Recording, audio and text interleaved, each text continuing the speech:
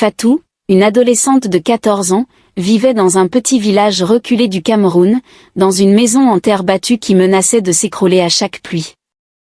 Avec sa mère gravement malade, elle survivait à peine grâce à la vente d'arachides au marché local. Les journées de Fatou étaient rythmées par la fatigue, la faim et l'inquiétude constante pour la santé de sa mère. Leur vie était un combat quotidien contre la pauvreté, sans espoir apparent de changement. Un matin, le village poussiéreux fut réveillé par un bruit inhabituel, des moteurs de voitures puissantes. Les habitants, curieux, sortent de leur maison en terre. 3 grosses voitures noires, brillantes comme des miroirs, s'arrêtèrent au centre du village. Monsieur Sanogo, un milliardaire de Douala, en descendant, vêtu d'un costume blanc impeccable. Ses lunettes noires cachaient ses yeux, et ses gardes du corps, grands et silencieux, impressionnaient tout le monde. Les villageois chuchotaient, qui était cet homme riche?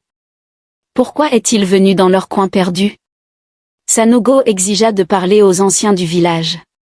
Dans une petite salle sombre, il s'assit sur une chaise en bois, face à eux. Sa voix était calme, mais ferme. Il expliqua qu'il avait entendu parler de Fatou et de sa mère, une femme malade qui vivait dans la misère.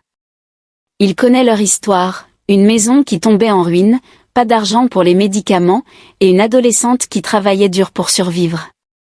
Sanogo fit alors une proposition qui choqua tout le monde, il voulait épouser Fatou, une fille de seulement 14 ans. En échange, il promettait des choses incroyables.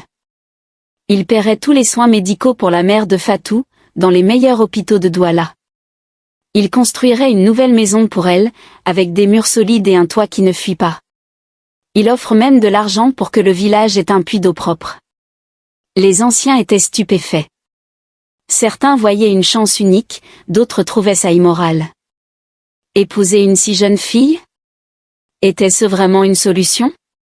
Sanogo expliqua qu'il était vieux, qu'il n'avait pas d'enfant, et qu'il voyait en Fatou une âme spéciale. Il parlait avec sérieux, mais sans sourire. Les villageois étaient partagés. Certains disaient que c'était une bénédiction, une façon de sortir Fatou de la pauvreté. D'autres murmuraient que c'était une honte, que Fatou serait vendu comme un objet. Les ragots commencèrent à circuler, et les regards sur Fatou changèrent. Des femmes du village, jalouses ou en colère, la fixaient avec mépris.